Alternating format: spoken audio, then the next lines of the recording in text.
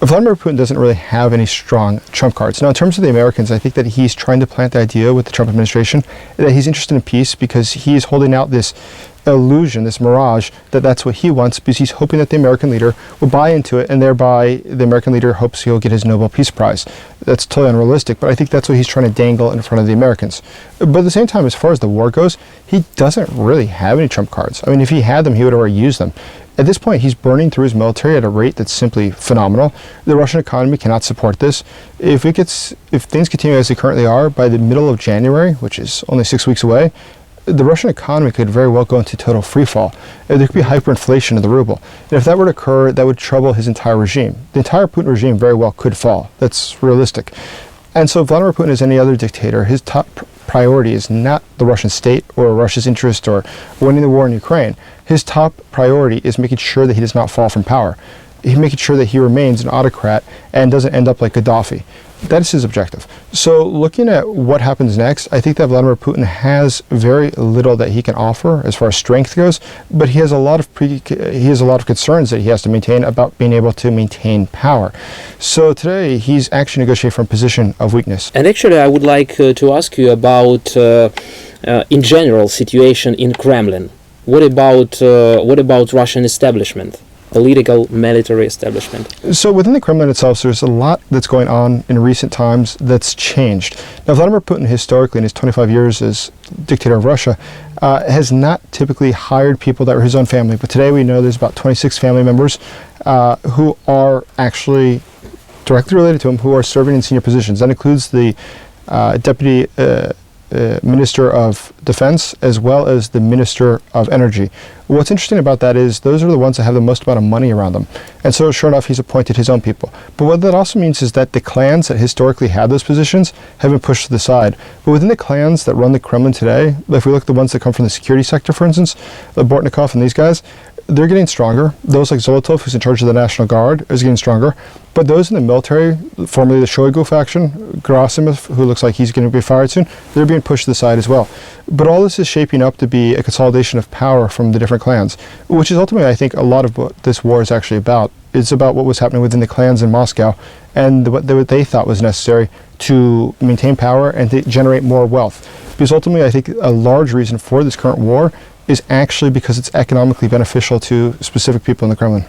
Okay, when it comes to peace plan, do you believe that this peace plan can be effective in general? No, I don't think it can be effective. The reality is that if it doesn't have security guarantees, which is the current formula, then we've seen that Russia historically, when there's not these guarantees, it just doesn't take it seriously. It's going to just invade again. So this will really just give Russia time to rearm and then reinvade Ukraine. And that would be much more to the disadvantage of Ukraine. Because consider this, after the war, Ukraine is going to have a lot of rebuilding to do. It's going to have significant economic problems, and it won't be able to maintain a large military like it has today.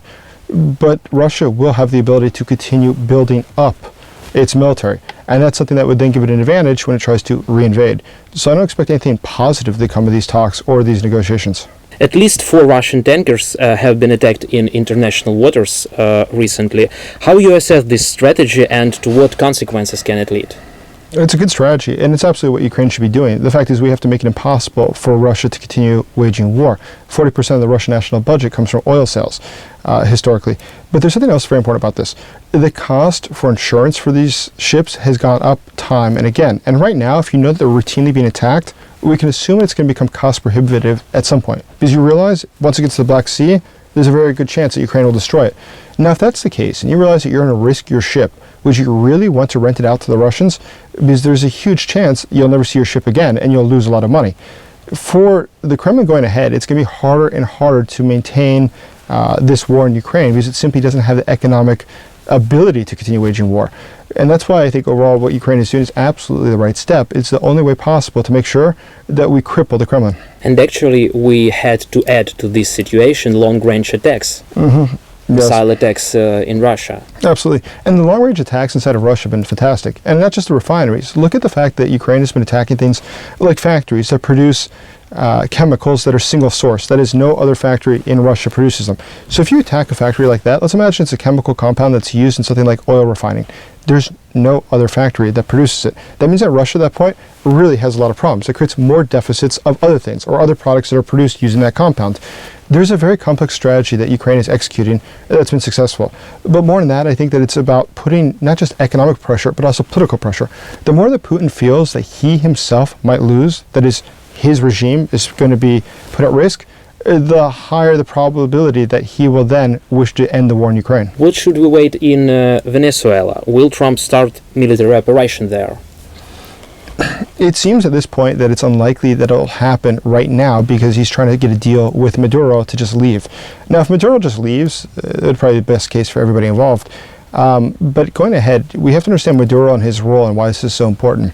Maduro himself is, of course, a dictator, but the reason that he has multiple arrest warrants in the United States, preceding, by the way, the Trump administration, is because he's involved in international trade of narcotics. That's a fact.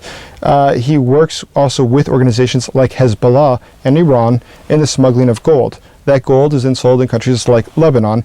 That money is then converted and turns into international terrorism. But they work with the Russians in this as well. That's why Russia has expressed such a strong interest. And this is why it also comes at such a convenient moment to put more pressure on Moscow. Moscow, we saw when Syria fell and the Assad regime was going down, they could do nothing to help them. So Syria was by far much more important for Russia, given its location and its naval base there, than is Venezuela. But there's no way that Venezuela can hope that the Russians will come save them.